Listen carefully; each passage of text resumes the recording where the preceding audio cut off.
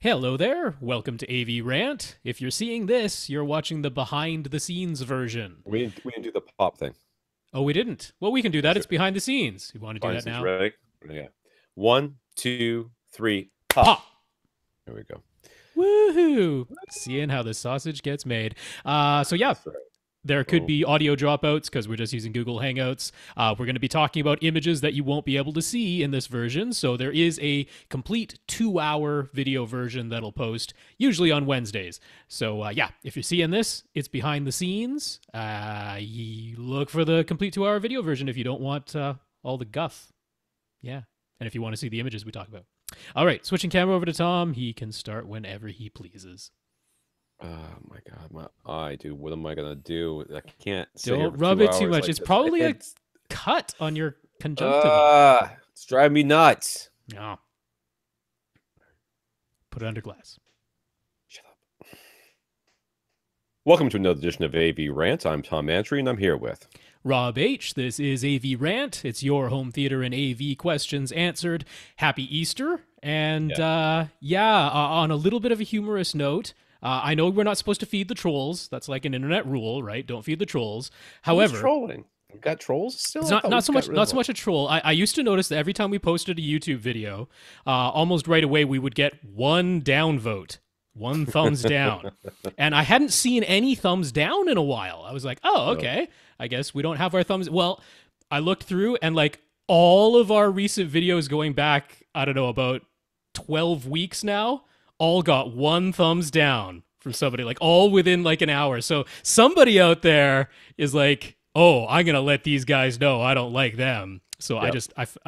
I'm sorry. I found that very humorous. I wanted to chuckle about There's people that follow me around that have for like a decade or more that have followed me around online. And if I ever post anything or if I'm on somebody else's podcast, they'll specifically comment like, well, if Tom supports it, then it must be garbage. So I don't trust anything that guy said. I don't know what I did. I don't know what product they own that I'm just impressed that someone took their Easter weekend and was like, you know how I'm going to spend it? I'm going to spend it clicking on every AV Rant YouTube. I mean, even the behind the scenes ones. Like, I'm going to click on all of them and give them a downvote. I'm going to show them what for. I would take full credit for that. I think that it's there's very few people that don't like you. So there's a large contingent of people that probably don't like me. I would assume based on. Well, they showed us. I guess we should just stop doing the podcast. I guess so. What can you do? All right. Wrapping it up. We're done. Yeah. All right. This is AV Rant, the podcast that is going to be rubbing his eye for this entire video because there's something in my eye. It's driving me nuts. I don't think there's anything on your eye. I think you have a slight scratch on your eye. There's something in there, Rob. Therefore, you shouldn't keep rubbing. Well, if you're going to do it, you do the thing where you hold your eyelash and lightly brush the eyelid down over your eye. That's how you get something. I've tried that. I've tried it. Well, don't rub it. It's going to make it worse. Whatever's in there. Sheesh. I should get real close to the camera and make you look in there, see if you see anything. I'm sure with our resolution, that'll work. Yeah. That's just 480i resolution. 480i. Yeah, very funny. All right, this is AV Rant, the podcast that answers your home theater and AV questions. Get your questions answered. All you have to do is ask. You ask by emailing us at question@avrant.com. You go to www.avrant.com. Click on anything and leave us a comment there. We'll see it eventually.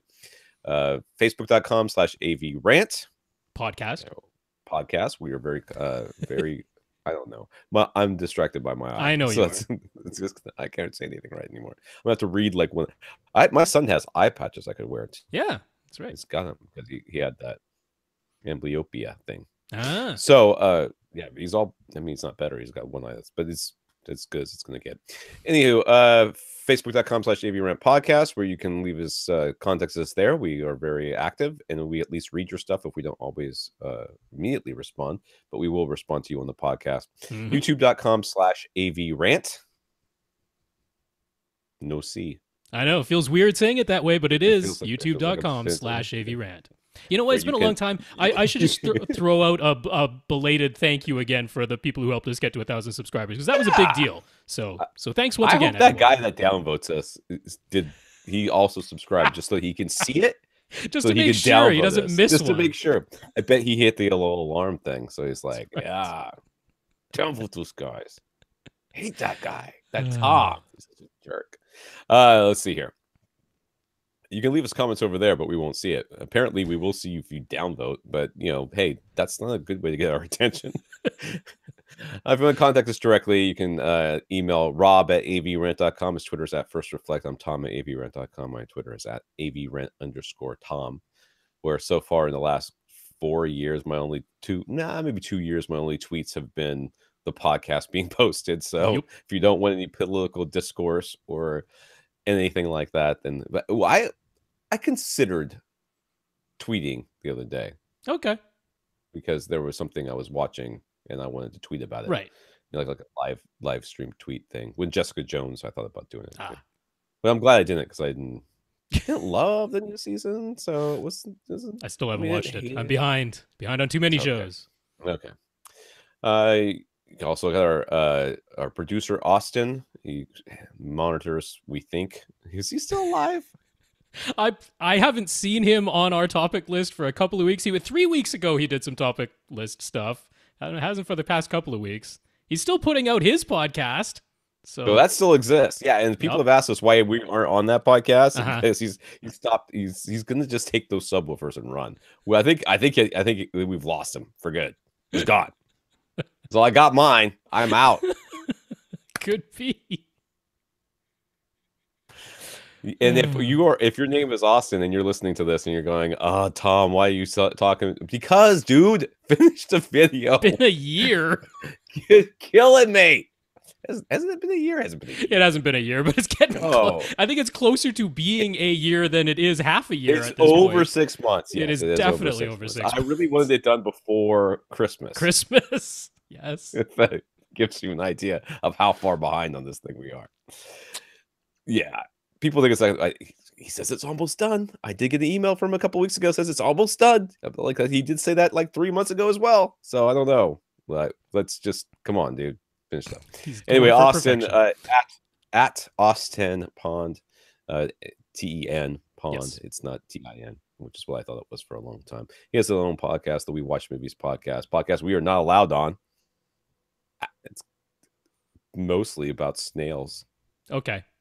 Snail related things, snail slime, the viscosity. That sounds familiar, but once a year they have a snail race. Yeah. Different. There's the one that always turns around and goes the wrong way. I like that guy. Guy takes forever to turn around. You're never really sure if he's turning around or if he's just looking behind him to see if there's anybody back there. That's right. Until he gets all the way around, and then you're like, oh. Yeah, that's the dumb one. that's Chad. Sorry, Chad. Yes, that sounds familiar. That's because one of our listeners sent me up a list of things to do. It was the first one. Gotcha. I just read it just now. That's right. All right. We'll always start off our podcast by thanking our listeners of the week. You become a listener of the week. All you got to do is support the podcast in some way. One way you can do that is going to www.avrant.com. Click on the Buy Us a Cup of Coffee link. There you can set the PayPal donation site. Mm-hmm. Those monies go into our coffers to help pay for, things like I don't know, programs and hosting fees and I don't know, a bunch of stuff. So we want to thank Earl and James for going to that PayPal site and giving us a donation. We thank you both, Earl and James. Yeah, Earl, James, thank you very much for those donations.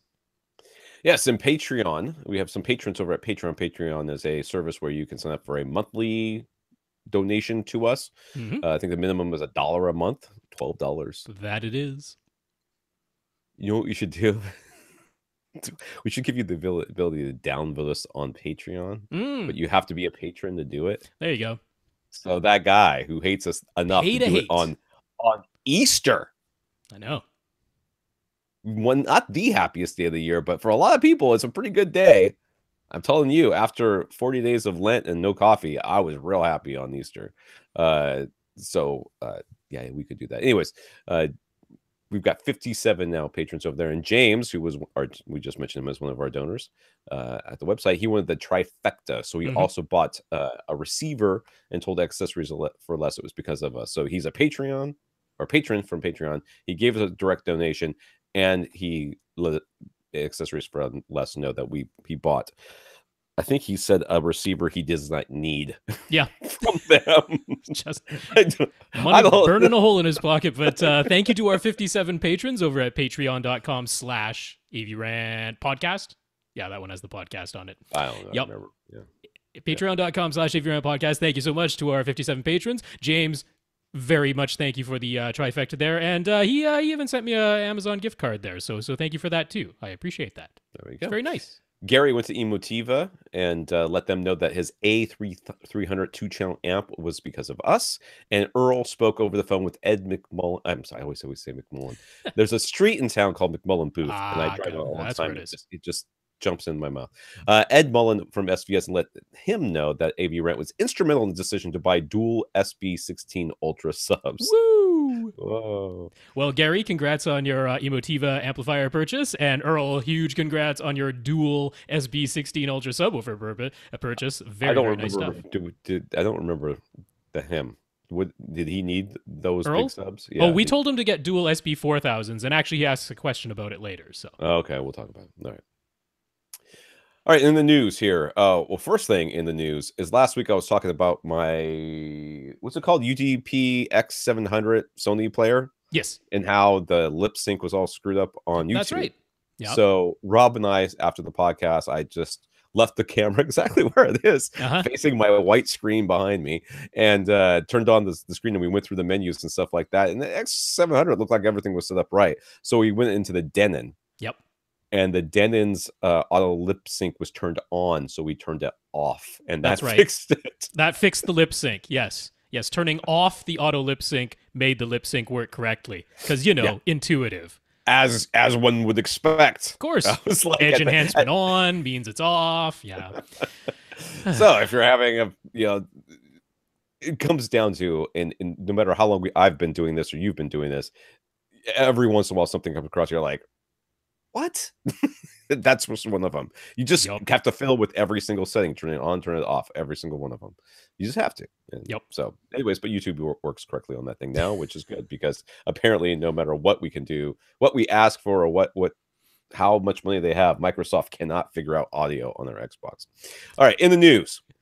There's a change.org petition underway. Oh, here we go. To try and convince Microsoft to add Dolby Vision and HDR10 Plus support to the Xbox One S or X or both. So Rob, I know, has signed it. I did sign it. Yeah. And I did not because... Well, I signed it because I want it, but I also sent the message on Twitter that we shouldn't need a petition to get these things that really should not be. Oh, giant tech company, we would like the tech. Oh, well, now that you signed a petition, we'll consider it. With a funk. Anyway, we'll have the link for it, avrant.com if you want to find, or just look it up on Google if you want to find it. You've got an Ultra Blu-ray player. That's essentially what's in that thing. And but that's not going to support all the features of Ultra Blu-ray. Not going to do. Yeah, that's right. Why?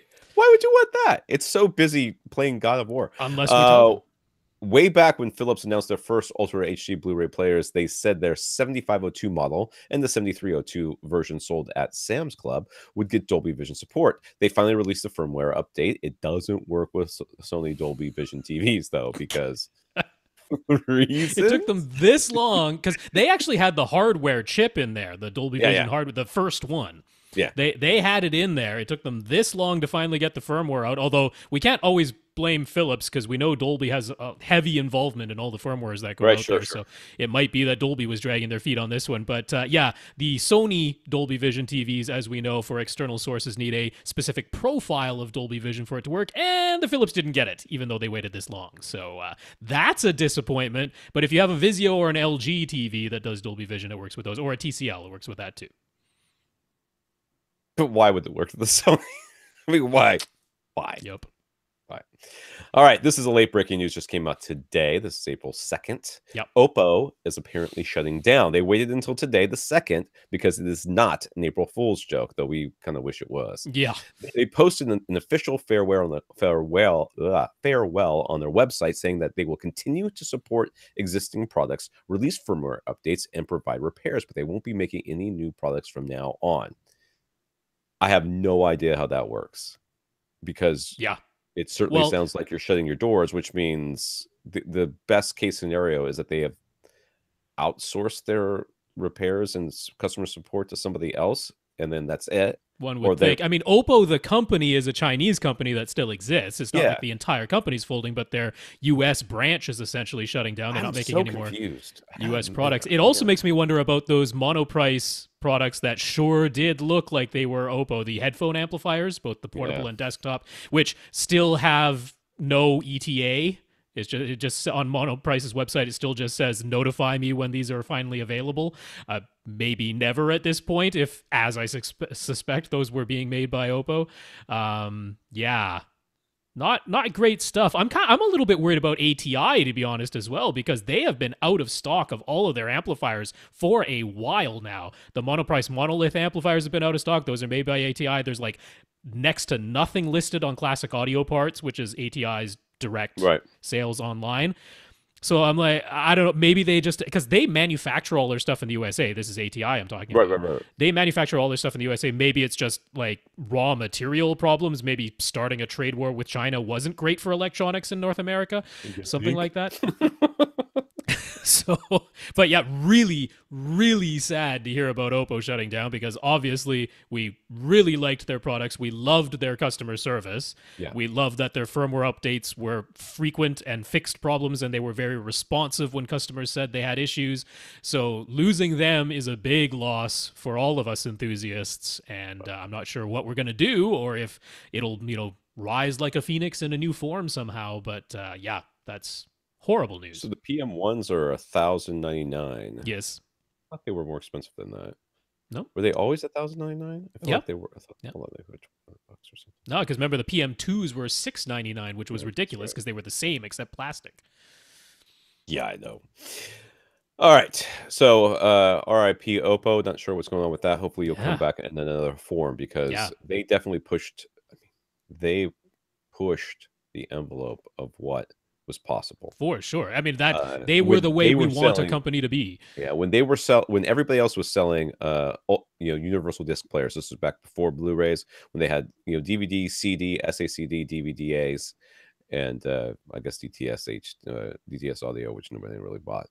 But those players were costing a minimum of $1,000, and some of them were costing 3 times that, if not more. Oppo was selling them for like $399, or $599 or something like that. It was ridiculous how much cheaper they were. So I am definitely sad to see that, because I personally believe that they are still a reason why there's Ultra HD Blu-ray players and other players out there that are as the price they are right now. If it wasn't for them, I don't think the prices ever would have come down as much as they did. So I'm definitely sorry to see them go. Excuse me. And if you have been looking at their headphones or anything else they got on their website, I'd buy it now. Yeah.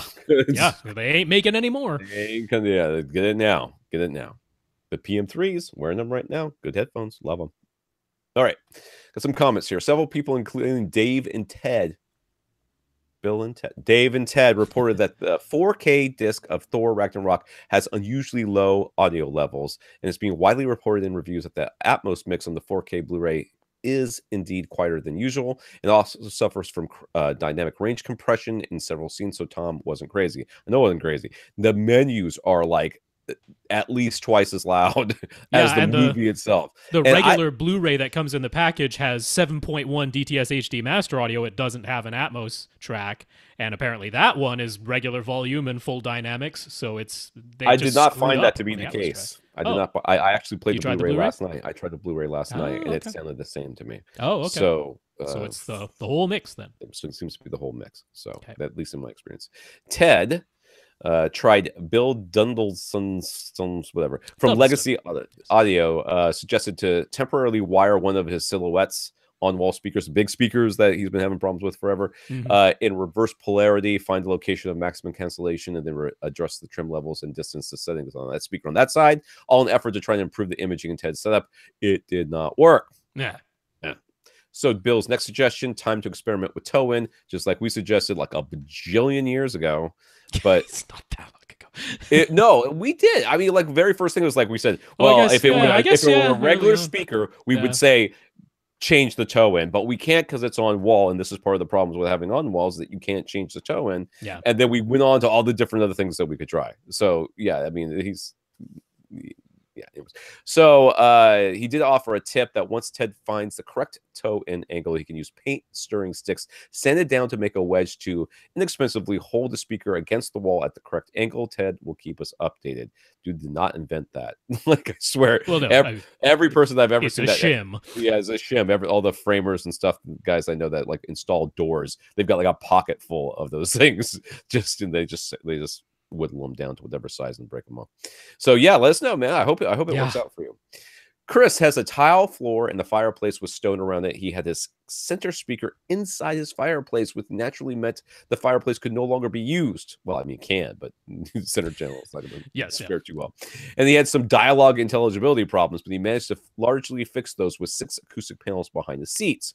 After a few months, though, the design committee decided that panels looked a bit ugly and it'd be nice to be able to use a fireplace on occasion. The loss of the panels brought back the dialogue problems, and there didn't seem to be any good place to put the center speaker since the TV is directly above the mantle.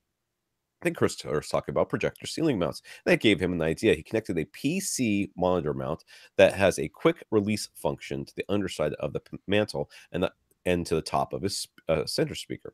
That killed 2 birds with 1 stone, having the center at ear level and out of the fireplace, improved the dialogue intelligibility even without the acoustic panels. And with the quick release mount, whenever they want to use a fireplace, you can easily remove the center and put it back when the fireplace is off and cooled back down. That's cool. Yeah, I hadn't really thought of that.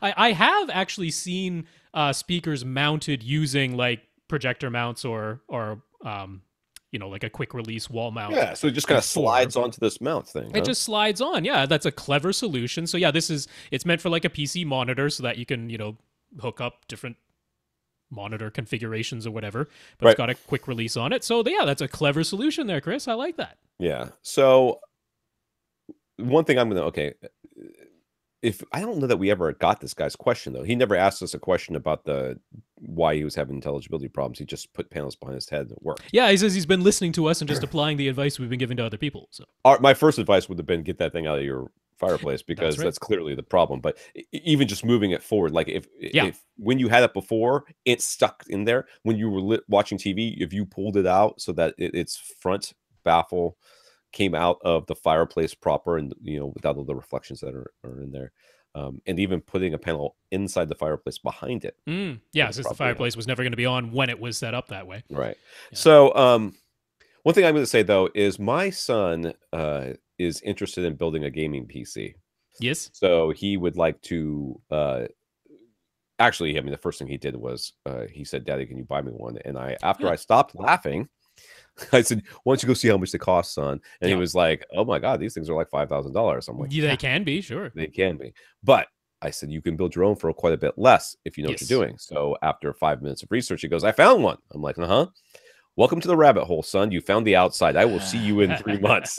So he's currently doing his research and trying to find out, what's going to work and what kind of configuration stuff that he wants. But if any listeners out there would like to assist him, he's 14 years old. And obviously you'll be talking through me because I am not having my 14-year-old talk to some random dude online. Well, I will be happy to accept your help and make you listener of the week or whatever, or all that stuff. But yeah, just if you've got some experience building PCs, especially gaming PCs, really wants to do is he met somebody when we were on vacation last week, and they are a huge Overwatch fan. He would like to play Overwatch, and they only play on PC. So yeah, he wants to play PC. He wants a PC so he can play with her. So, all right. I'm just gonna throw that out there. All right, let's get some questions in here. Damien has upgraded to dual SVS SB12 NSD subwoofers. And those managed to convince his wife that a dedicated home theater might actually be a worthwhile thing. Nice. Or at least putting the subwoofers in a room that's further away from her, which I'll probably also play. But yeah, my wife has never really gotten into home theater, but I've heard her say on occasion, it is so nice to have a theater room for 2 reasons. One, you can all go in there, you get a nice sound, you get the nice everything. But more importantly, you're no longer dealing with like we don't have a TV anywhere in our house. Yep. Except for in here. Yeah. So we're not watching. The TV's not on all day long. Right. You know, people aren't watching the news. You know, you're not cooking dinner and trying to talk to each other over the top of, you know, some cartoons going off in the background. It's just sort of nice. So I'm glad that he's having that experience too. He's expecting he will have a larger room than what he's using now, so he's considering new speaker option. He's listened to Klipsch reference Premier series speakers, which is reference Premier is the second line. That's right? At many times at local stores, and when he compares them to other speakers on demo, they all sound kind of small or they're way more expensive by comparison. So he's leaning towards Klipsch with an eye on eventually having a 7.2.4 setup. But should he be considering any other speakers in particular? Yeah, pretty much all of them, to be honest with you. Gotta be dead honest, dude. One of the reasons you like these things is because of how dynamic they are and how efficient, easy to drive. Yeah, and in a demo situation like this, you know, they are going to shine for a lot of reasons. They do tend to stand out. Yeah, which is good, which is fine, and that's why Klipsch sound the way they do, and then why they have their design philosophy and everything else. Now, once you get home and have to listen to them for hours on end, you might have a different experience of them. So, if that said, if they really float your boat, I do not have a problem with that. There are lots and lots of happy Klipsch owners. I don't either, but I would like you to do what we've talked about with demonstration material before, which is get some very good, you know, and there's tons of lists out there. You don't need us to list it for you. You know, some good quality recordings. Listen to them over and over again with headphones, with your whatever speakers you currently have, and everything else until you're to the point where you feel like you really know that piece of music. Then use that for a demo. And what I like to do is just take a CD and burn a couple of different things on there. Now, when you go to a high-end shop, sometimes they're like, "A CD? Don't you have a vinyl pressing?" No, I don't. We just put a CD player. They're usually fine with a USB stick too, you know. Yeah, so I have tried that and it has not worked. That's true. It was a disaster. So there's that. But when you say a larger room, like, what does that mean? Because that could be a very apropos speaker selection if your room is truly larger, like that's significantly larger, in which case we're going to be talking about different subwoofers too, but or where you're going to be sitting. So we need to kind of know the size of the room that you're sitting in. Yeah, he doesn't know yet because they're house shopping right now. Right. So he's like, I'm looking for a basement. That's where the theater's going to go. He's expecting it'll be larger than the room he's in right now. Let me tell you. It might not be though, or it might be a little bit larger. Right. You know, so we don't really know. Is find the house. Make sure it's got the room you want. Yes. Set up your current system in it. Yes. Right now. Get that system set up and dialed in as best you can. Then start auditioning speakers. And if you can, audition them in your room. Yeah, because it's not a big rush. The speakers will still be there for you to purchase. Yeah.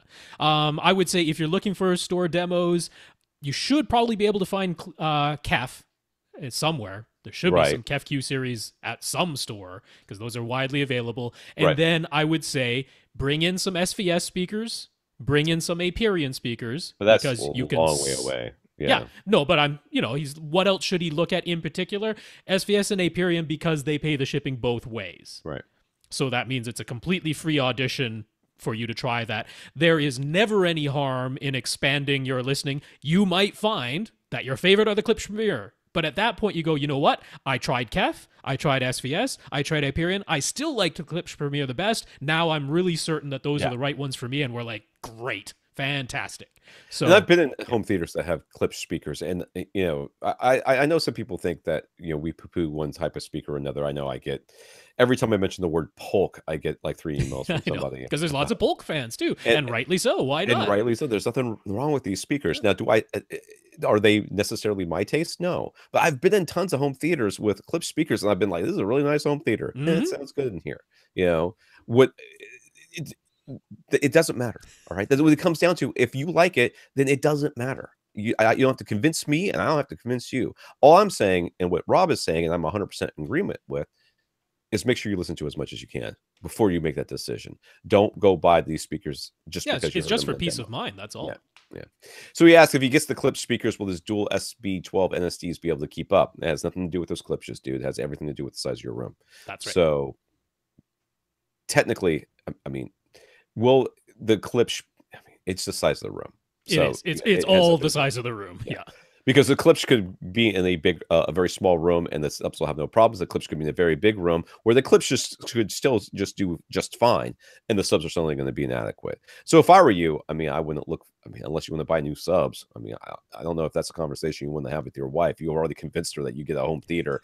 Don't rock the boat, dude. I mean, honestly, if the room is enclosed, yeah, it's unlikely it's going to be so large because SB12 NSDs are very capable subs. Right. They will completely pressurize a medium-sized room. They'll do very well on the smaller end of a large-sized room. But if you get into the middle and upper end of what we would consider a large-sized room, like closer to 4,000 or 5,000 cubic feet, that's where SB12 NSDs might start to struggle. But if you're in the 3,000 cubic foot range, they'll do very nicely in that. And if your room is enclosed, it's not likely to be a whole lot bigger than that. So no, I agree. So, but if you're going to end up with a home theater that is in an open basement, well, that's what I'm thinking. Like open basement, then you're going to be like no door on the stairway. Oh, God help us! Just buy a door. Yeah. Okay. So Byron on Twitter. Byron got moved into his new house. I remember Byron's been a long time listener, and he's got what, 4 subs now? He's got 4 subs. He got 4 SPS subs. 4 subs and everything else. So Byron, poor Byron. We have not done that man's pocketbook any favors on this podcast. And Byron, for that, I apologize. But hey, your system was pretty awesome. Oh, yeah. So Byron got moved out of his house. He set up his dual SVS subwoofers. Didn't need all 4 of the subs for uniform bass in his new rectangular room. His SVS Ultra Series speakers with prime elevation speakers for Atmos. And now he's got his new 120-inch silver ticket projection screen, the BenQ 2050 projector, up and running. He previously described it as the best movie watching experience he's ever had, even including full-size cinemas. So naturally, he needs to upgrade something. It's already better than everything. What can I do to make it even better? This is the best thing I've ever seen and heard. Okay, what should I replace? I should buy something. That's right. He knows that the fixed phase plug found on Whoa, we missed his question. Did I miss the question? Yep. All right, I scrolled past it. So what components in the system could be upgraded so that he would notice a clear difference, and how much would he be looking at to spend to get said upgrade? So with this a 2050, is it the 4K projector? No, the 2050 is the under $1,000 1080p projector.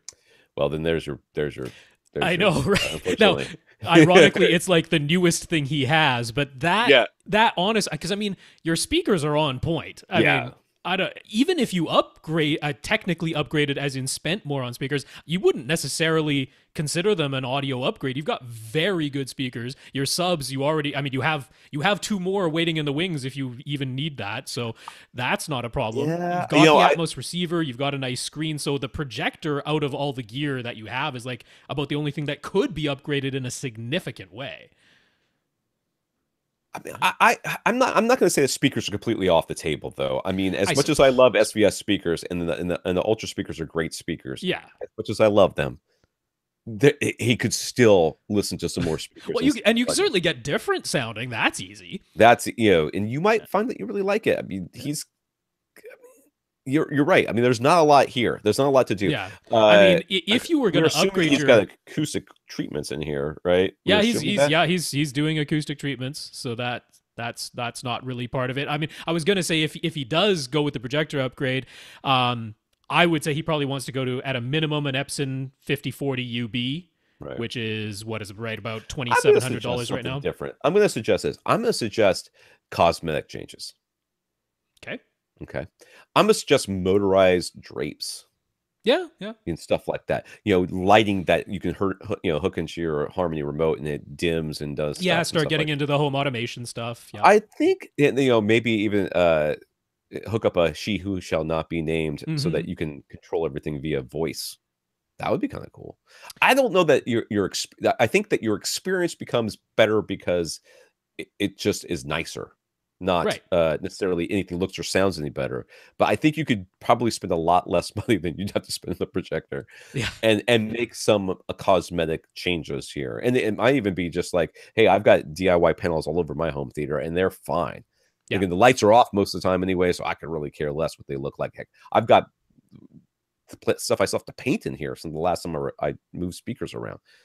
But if I wanted this thing to look nicer, I could get some professional looking panels in here and have Well, I was going to suggest possibly a source upgrade. Because I didn't know the full situation, but we tweeted a little bit, and it turns out he does not have a PC with an Ultra HD friendly drive that can rip Ultra HD Blu-rays just yet. So he could get that. He could start ripping Ultra HD Blu-rays and regular Blu-rays to MKVs, and then maybe you get an NVIDIA Shield for under $200. Right. And that becomes your Plex server and playback device. So that's not the NVIDIA Shield certainly isn't a crazy expensive upgrade, but that could be a nice source upgrade. That was my thought. All right, I gotta scroll again. So he's noticed that the fixed phase plug found on some woofers, but not others. Is that important? What does it do? Why would he want one? There's different. I love phase plugs. Just the look of them. I just think they look so cool. Like just in general, look high end. And not only am I a person? I'm not alone in this. All right. Sure. So much so that there are manufacturers out there who sell speakers with drivers that have fake phase plugs, like the woofer.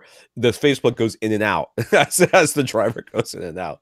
I'm like, oh, sad face. Well, we should describe, just for someone who might not be familiar. Phase plug. Okay, a regular woofer just kind of looks like the inside of a cone there, and usually the way that it's formed is it is kind of a rolled surface, and then they put a dust cap over the little hole that would be in the middle. Right. And that gives you a continuous surface, and that's the way most woofers look. And that dust cap can either be like an outie or an innie, right? It can be an inverted dust cap. Concave or convex. Yeah. Concave or convex, so that you will see that. But then a phase plug, instead of putting a dust cap over the hole in the middle of that woofer, it puts a little fixed piece of usually metal, but it could be other materials. And that stays stationary while the rest of the woofer with the little hole in the middle of it, goes back and forth over top of that fixed phase plug. And we asked Shane Rich one time from RBH about those, I believe so. And it has to do with cancellation. Is that right? I think it's I mean, acoustically, what it essentially does is, so if you think about the diameter of a given woofer, as soon as the frequencies that woofer is producing are, anywhere up to it's a quarter wavelength. Now, which direction is it? As soon as... So, obviously, if the woofer is as wide as the sound wave that it's producing, that's an issue. And anywhere up to the diameter of the woofer being a quarter of the wavelength it's producing. So, if you think about a woofer that's fairly wide, like, say, 6.5 inches, or let's just say 6 inches, so the math is super easy, that means that if you have a wave that's 2 feet long, you're starting to create dispersion problems just from the diameter of the woofer being 6 inches wide, creating a 2 foot long wavelength. Right. So if you're trying to create a mid-range driver that is crossing over to a tweeter at a fairly high frequency, but you still want the larger diameter so that you have more output and it can produce deeper bass, you run into an issue. You have to make a compromise. How do you keep the diameter small enough that it can play high and cross over to the tweeter and still keep it large enough that it also produces bass? Well, when you put the phase plug in there, acoustically, it cuts the diameter of the woofer in half. Right. So you can have a woofer that's from edge to edge 6 inches in diameter, but it acts like it's only 3 inches wide. That's what the phase plug gives you. So it's very beneficial for a lot of mid-range drivers. However, it means that you have effectively a little bit less surface area, and it's a little bit less efficient. So you're giving up some efficiency in order to be able for the woofer to play both higher and lower. So there's a little bit of a trade-off there. And the reason why you would want one is because it looks cool, but also because the speaker manufacturer has determined that driver is what will work best in its chosen application. Normally, always a mid-range, and that mid-range is, so they can cross over into that tweeter better. So you don't necessarily, it's like, this question is almost the same. Why would I want an aluminum driver? Well, you don't really want an aluminum driver, but you might need one depending on the speaker manufacturer that you bought from. So the fact that the speaker manufacturer used one, That's not a selling point necessarily, unless you're really into the looks of it. It's just what they thought would work, what they believe works best, given where they're crossing everything over, how much things going to cost, all that other stuff. So it's just looks cool, I guess. Yeah, that's from that consumer standpoint. It looks cool. From everything else, it's just like saying, okay, well, why would I want a carbon fiber one? Well, you don't necessarily want one. You just got one. He asks, for RBH's signature SV series speakers, Byron noticed that some of the smaller speaker models are listed as having slightly higher efficiency than the towers, although their rated power handling is not as high. Isn't that a little strange, though? Aren't towers usually more efficient than bookshelves or center speakers? And if smaller models are more efficient, does that mean that they can play louder than the towers? And why would you ever want towers if that's the case? I'm a little confused with what he's saying here, to be honest with you. So he's saying that the tower, he's look at the rated specifications there and how much power handling they have and stuff like that. And their sensitivity in particular. So we noticed like the towers might be rated at 88 dB, 1 watt, 1 meter, whereas the dual woofer bookshelf model is rated at 90 dB, 1 watt, 1 meter. And isn't that unusual for the smaller speaker to have a higher sensitivity? I don't think so. I mean, I don't see why that would be. I mean, the higher sensitivity has to do a lot more with the tweeter than it does just about anything else. It can, yeah. I mean, really, what's happening here? Because if you work out all the math and you go, here is the rated sensitivity, but also here is the rated power handling, they do come out to the exact same maximum output level. Right. Which means that whatever component they have in common, which happens to be the tweeter, they're probably just maxing out the output capability of that tweeter. Now you're saying, okay, if the tweeter's the same and they're maxing out the output capability in either case, why is the speaker as a whole slightly more or slightly less efficient? Well, that's because the tower plays lower. Yeah. And it has more drivers. So it's saying in order to get all frequencies produced by this speaker up to that same maximum output level, which I am suspecting is based on the tweeter's maximum output, right? It means that the speaker as a whole ends up being slightly less efficient, but it has higher power handling due to the fact that it has more drivers. So you put more power into it, you wind up at the same maximum output level. And that's basically what's going on there. So, if you work out all the math, it does make sense. There is one component in common with these speakers, and they're maxing out the output of that. And then everything else has to fall in line behind that. Right. Monty asks, a couple episodes ago, Rob got into some specifics for the picture settings on his 2017 LG OLED TV. But Monty has a B6 model from 2016. Not 17, 16. Mm-hmm. Were the settings that Rob gave specific to the 17 model, or do they apply to all LG OLED model years? I'm guessing no, because they're going to change something every time. Yeah, no. The settings that I gave about dynamic contrast and edge enhancement setting and all that, that is specific to the 2017 models. Mm-hmm. On the 2016s, things actually made more sense. If you turned edge enhancement off in 2016, that turned it off. If you turned dynamic contrast off, that turned it off. There was no active HDR in the 2016s. If you turned true motion off, that turned off the soap opera effect instead of having to set it to user like you do in the 2017s. So basically, things worked the way you would expect them to in the 2016s. So that's good news. If you have a 2016, don't use the settings I talked about for the 2017s because they do not apply. There you go.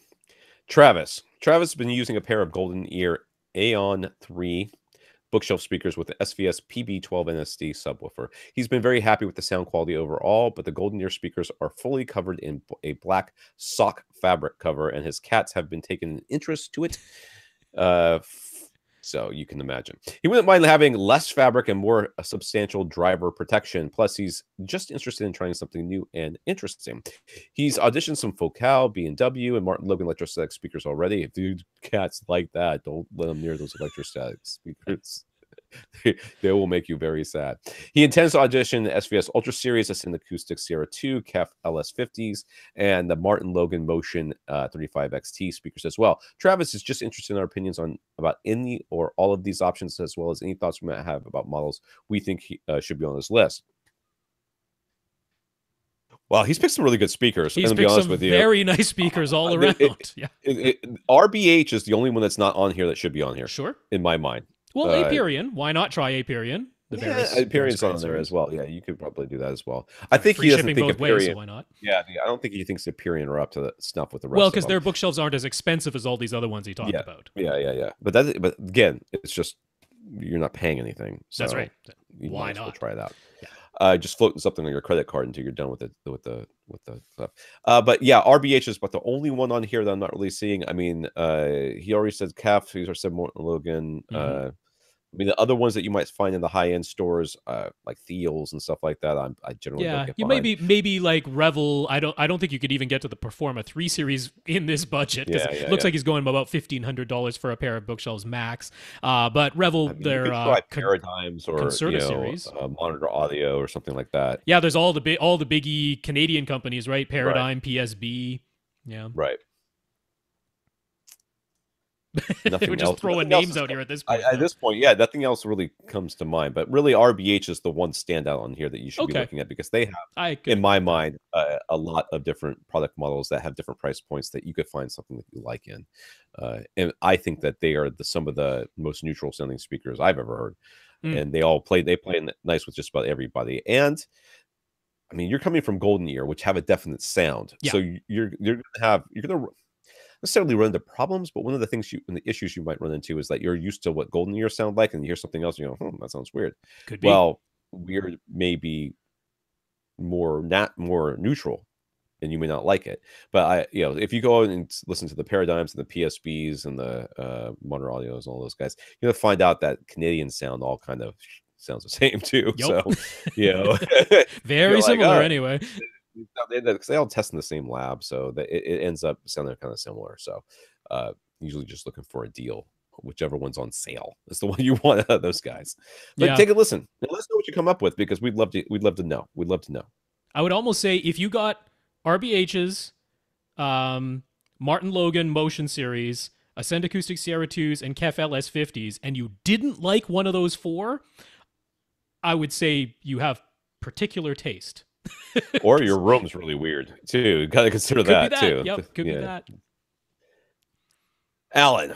So Alan has a Denon X3000 receiver and the Epson 6100 projector. He's thinking he might like to upgrade the gear that supports his gear so that it supports the newest immersive audio and HDR video formats. Does the receiver need to support HDR10 and/or Dolby Vision in order to pass it through to an HDR display? What about Denon AVR X4300H? Would that model support all the HDR stuff? The answer is yes. Or would he have to run separate HDMI cables from his source directly to his display? No, the X4300H supports everything, right? I mean, it doesn't. I mean, Dolby Vision is just metadata anyways. It doesn't have to really support Dolby Vision, but it does. It does have to support Dolby Vision pass through. My Marantz SR7010 from 1 year prior is going to get the firmware update to allow it to pass through Dolby Vision, but it doesn't do so right this moment. So it is a thing. So yeah, you need HDMI 2.0A in order to pass HDR10. You need HDMI 2.0B in order to pass both HDR10 and HLG. And then you need Dolby Vision support as well. Well, the AVR X4300H has all of those. So it's ready for anything HDR. It'll pass right through. No worries. You don't need a separate video cable. And whoever's watching this video a year from now and saying, wait a second, it's not to support this other. Yeah, we didn't know. Technicolor Philips suddenly becomes a thing and it doesn't support that. Could be. HDR10 Plus takes off and it doesn't support that. Could be. Might be the case. Yeah. He asks, how much is HDMI 2.1 support going to matter? Should he wait for HDMI 2.1 if his concerns are Atmos, DTS-X, 4K, and HDR? You don't have to wait for 2.1 for any of the things that you've mentioned here. All those things are supported with the Denon that you're talking about. Yeah. And there is nothing in 2.1 there is no 2.1. I mean, I know there is 2.1. There is a 2.1 spec. It's got a bunch of different features. The key one is 48 gigabits per second bandwidth, allowing it to support 8K resolution. Ooh. No, you don't have to worry about that when you're worried about 4K. No. Now, some of the other things, the variable refresh rate, the was the eARC support. Okay, well, you're not going to have those things necessarily. That's going to depend on the features of your specific display, your specific source, and yes, potentially the AV receiver that's in between those two things. Although something like variable refresh rate shouldn't matter, but then I've said that before about things and it ended up mattering, so I don't have a 100% answer on that. But for everything that is out there right now, the X4300H can handle it. Can't promise you it will handle absolutely every new feature coming out in the future, though. Okay, I'm sorry. Let's check my calendar. So we've mentioned the Epson 5040 UB, which is, I think you literally just mentioned it in the last question, and the JVC X590 a couple of times when it comes to projectors. He's looking for something around $2,500. When will projectors that are truly 4K and HDR capable be available at that price point? Truly 4K, right? If you and mean HDR truly capable. 4K, Sony is like almost the only game in town. They have a $5,000 projector that is truly 4K resolution and HDR capable right now. Will Sony ever bring that down to $2,500? Yeah, maybe. I don't think it's happening this year or next year though.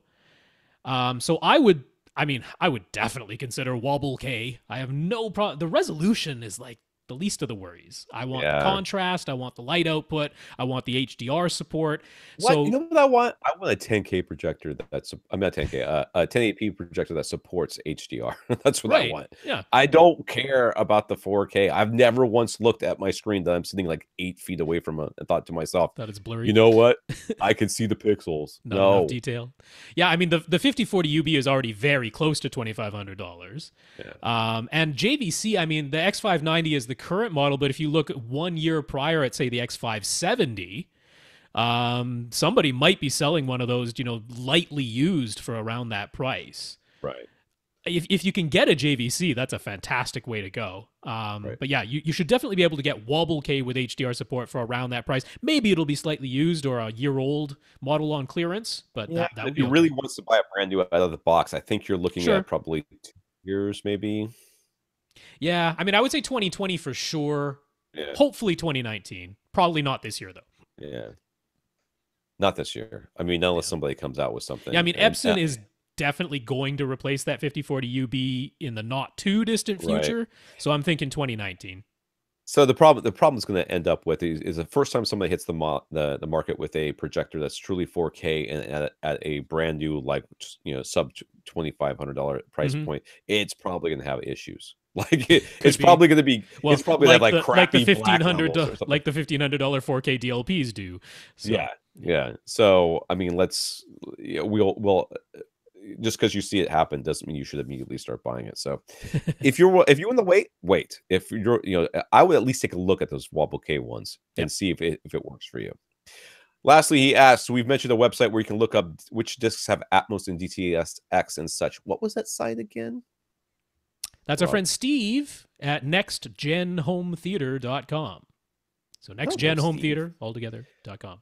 We should have like a convention, like an AV Rant convention.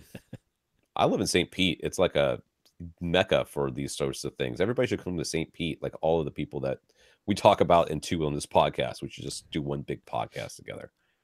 It'd be awesome. Leighton used to use Spotify directly on his AVR X4000, his Denon. But a few months ago, Spotify mysteriously disappeared from the X4000's list of available services. What gives? Is there some way to get it back? My guess is that whatever app they were using to stream that stopped being supported by Denon, or they stopped paying the licensing fees or whatever it is to stream Spotify.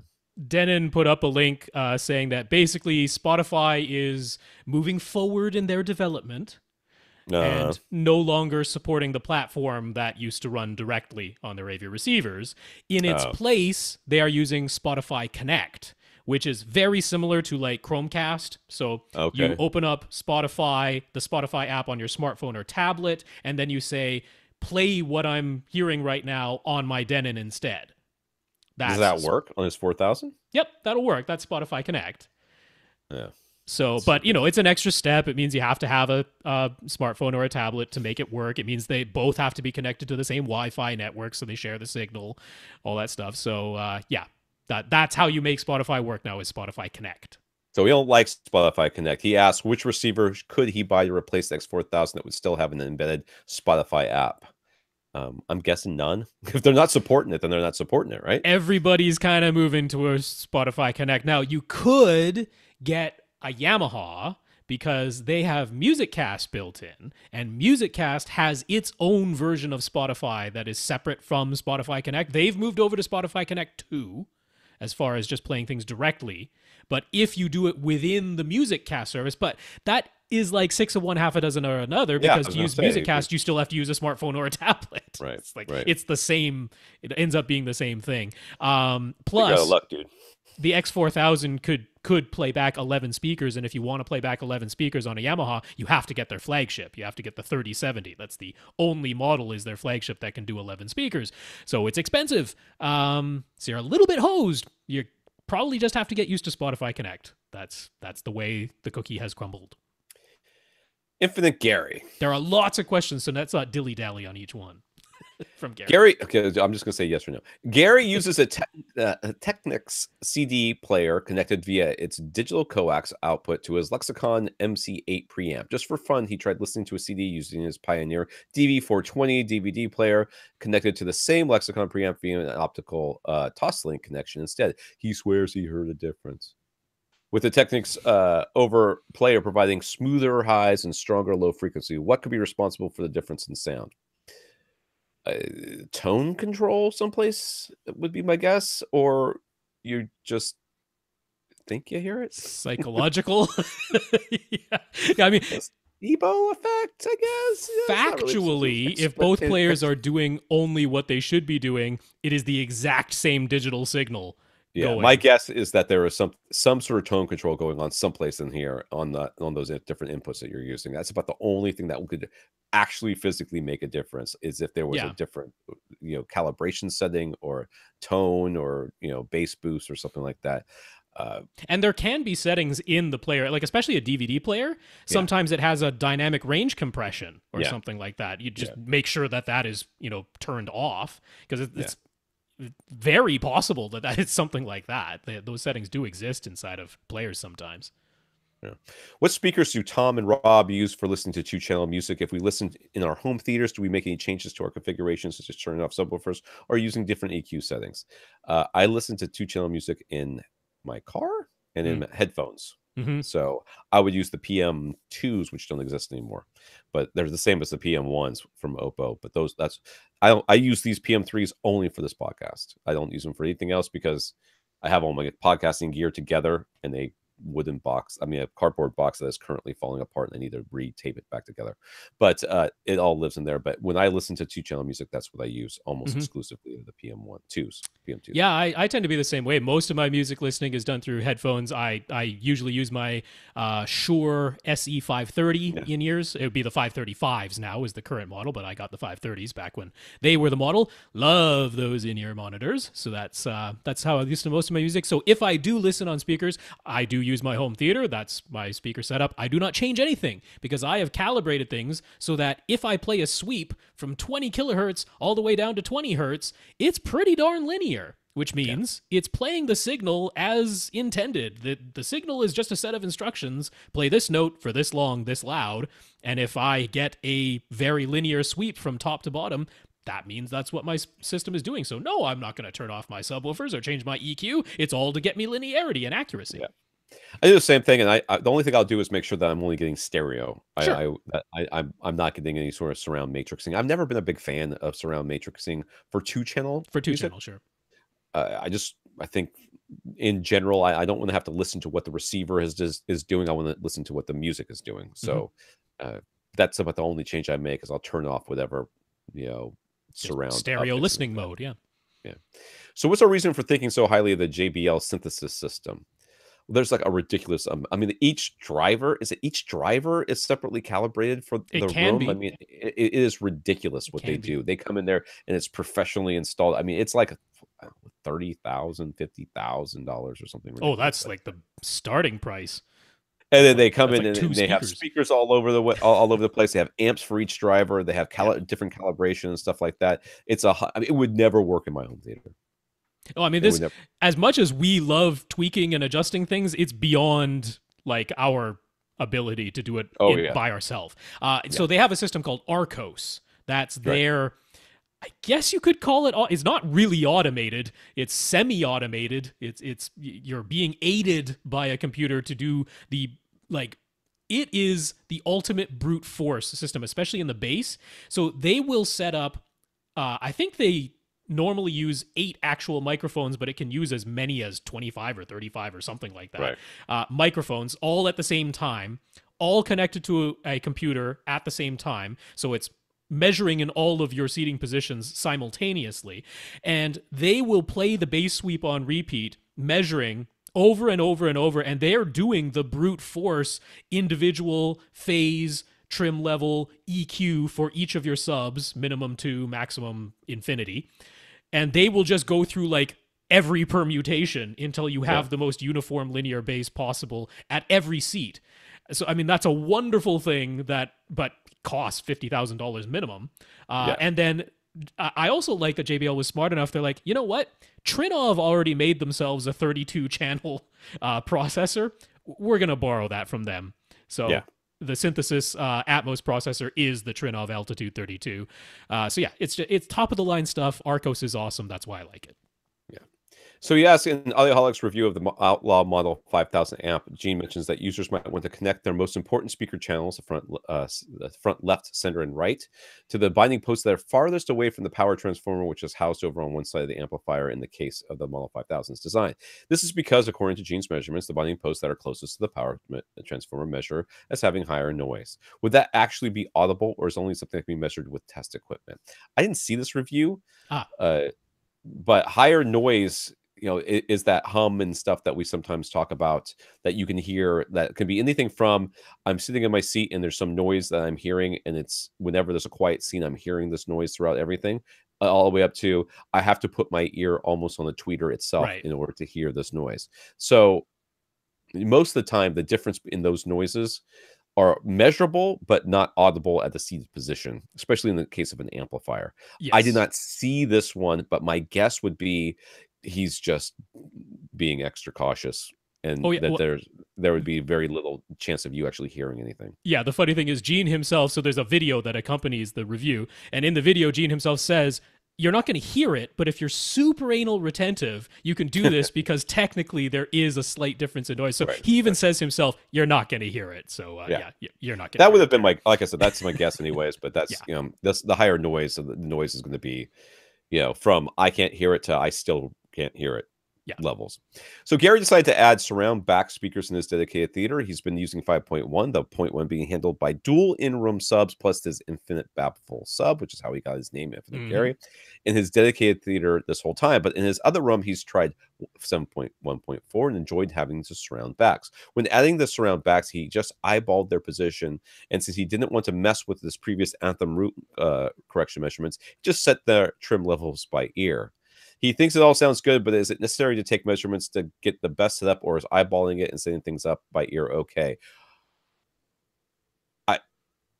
It doesn't matter what we say. You're going to go back and you're going to do the measurements. So the reality is I never would have eyeballed it. I never would have done that. I never would have set the trim levels. I never would have. I would have set a test tone through it and then change those trim levels just on using my handheld stuff. I maybe wouldn't have gone through the whole calibration process again.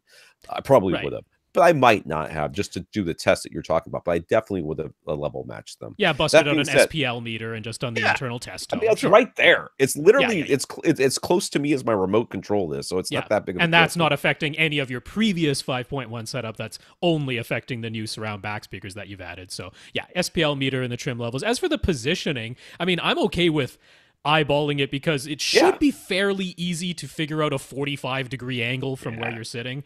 So, I mean, your surround backs are supposed to be behind you, of course, anywhere from 30 to 45 degrees to the left and right of straight behind you. Yes. Eyeballing that I'm fine with because, I mean, that 30 to 45 degrees, you should be able to eyeball that fairly accurately. Yeah, the only thing I see, because we've got pictures here, and I don't know Uh-huh. if Rob's showing them on the Yep. YouTube video, but if you're not seeing them, you're watching the behind the scenes. So switch to the other one, and don't download this. The only thing I'm seeing here that you might want to change is the height slightly. I Possibly. might consider. I might consider putting them slightly higher. You're getting taller Although since he stands for them. really only has one seat, it's probably just fine. Yeah, I mean it's probably fine, but I think they could go a little bit higher. Let's see here. Since the amplifier he uses in his dedicated theater is a 5-channel amp, he borrowed a 2-channel amp from another room in order to run the surround back speakers. He'd like to return that 2-channel amp back to the other room at some point, so he will need to buy another 2-channel amp. He's leaning towards the Emotiva Bassax A3000. Any other amp we recommend? 300, sorry. Any other amp we recommend much more highly for surround back duty? Whatever's the cheapest, because it's not going to do anything. That the A300 will be just fine. For this, more than fine. Yes. It's in this room. The speakers are never going to get more than a couple of watts. It's just not going to happen. Yeah, I mean they're so too physically close. Yeah, yeah, they're so close to you. It's just not going to make any difference. So, what if I were buying it for myself?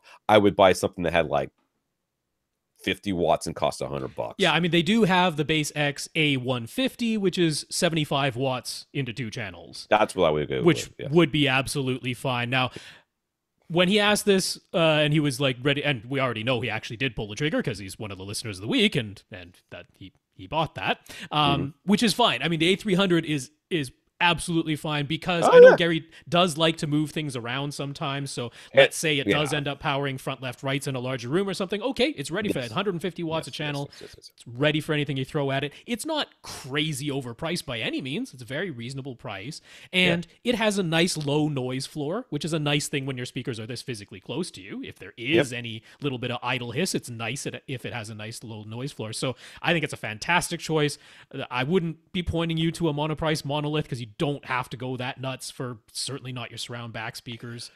But you make a good point about Gary and his fiddling with stuff, because whereas I would have bought something that would have been perfect for that application, the 75 watts per channel, the 150 whatever would have been great. Yeah, but for with most Gary, people, I'd be telling them to spend less than the A300.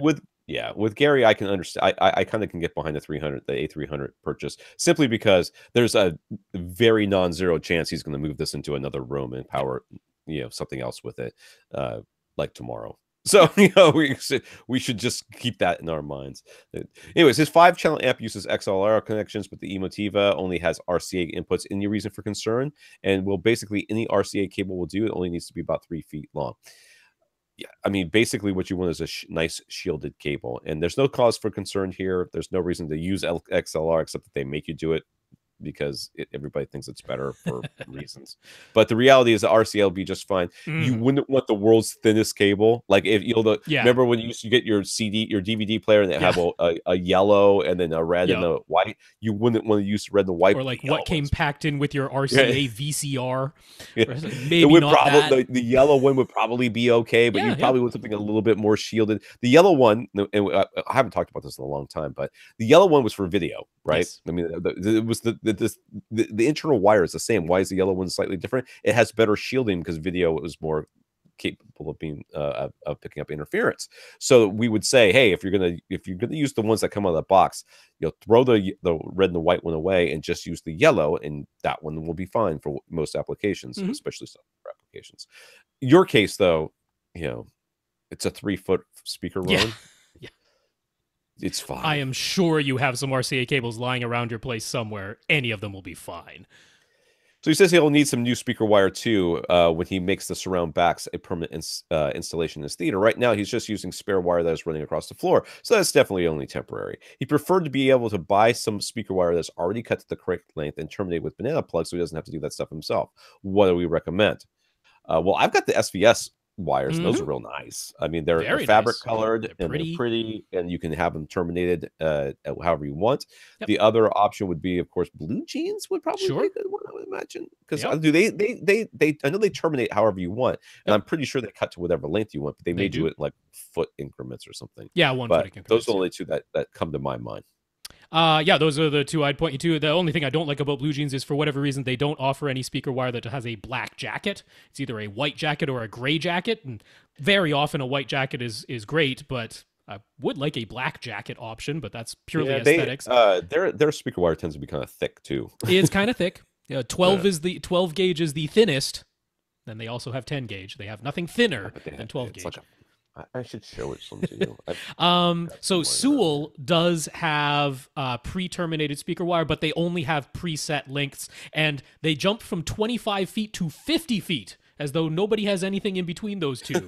So that's kind of odd. So if you need 25 feet or shorter, it's a great choice. If you need exactly around 50 feet, it's okay. But if you need anywhere between 25 and 50, not the greatest choice would be Sewell, but that is another option. But yeah, I like the SVS. That's affordable, really nice looking, any length you want, pre-terminated, good stuff. Right. So now he's had some pleasing results with 7.1 in his main theater. It got him thinking, Atmos might be cool in here. You and Byron should get together and spend some money, dude. That's right. But since he isn't 100% sure, he'd like to test it out in temporary fashion first. He does already own an Atmos receiver, a Marantz, and 4 Klipsch up-firing modules, but he really doesn't want to potentially mess up any part of his existing 5.1 Anthem calibration. So he has an idea.